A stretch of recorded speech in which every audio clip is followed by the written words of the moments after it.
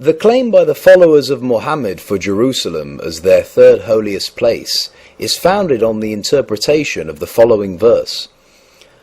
Glory to Allah, who did take his servant for journey by night from the sacred mosque to the farthest mosque.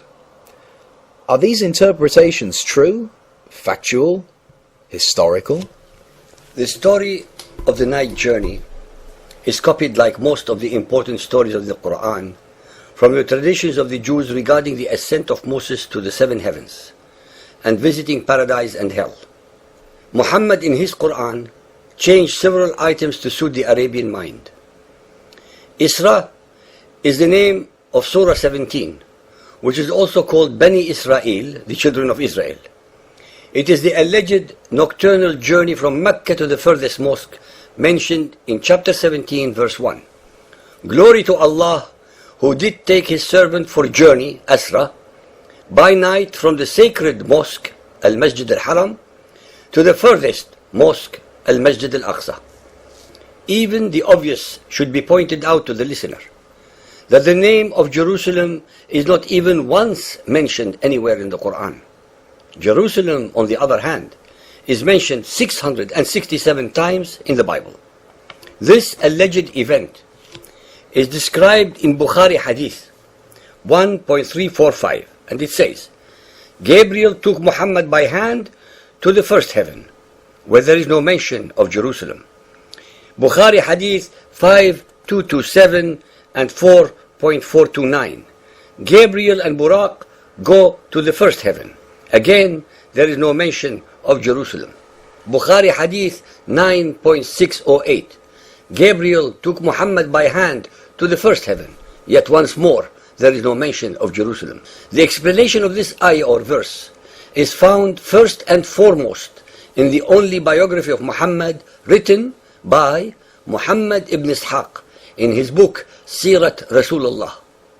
He informs us with great honesty, on the authority of Muhammad's premier wife, Aisha, that his body never left her side and that he was only transported spiritually.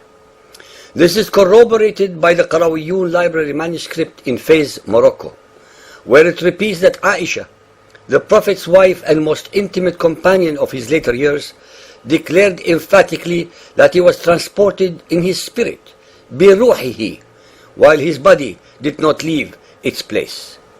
Also, the great Al-Hasan al-Basri, who belonged to the next generation, held uncompromisingly to the same view.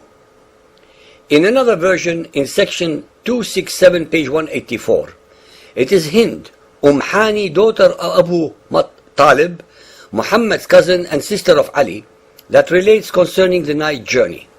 The apostle went on no night journey except while he was in my house. He slept that night in my house.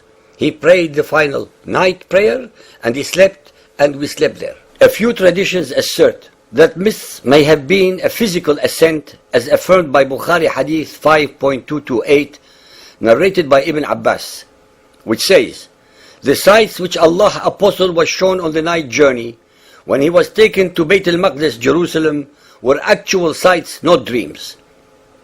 Whose version should one trust? That of the wife who slept with him or of his companions who were not present? Neither the Quran, which did not allow for a single miracle to be performed, nor Muhammad ever declared that it was a miracle.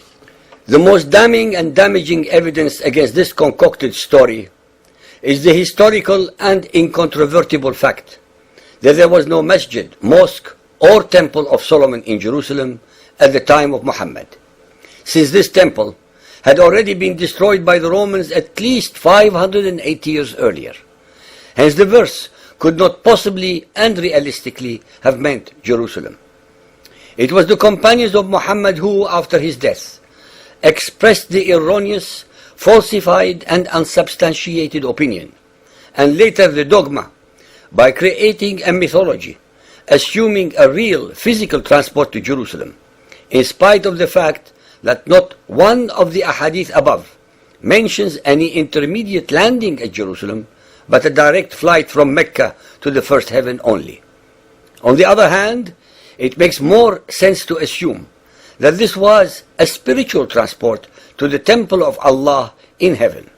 This tradition too would have been a copy from the Jewish traditions regarding Jacob and Moses visiting the seven heavens.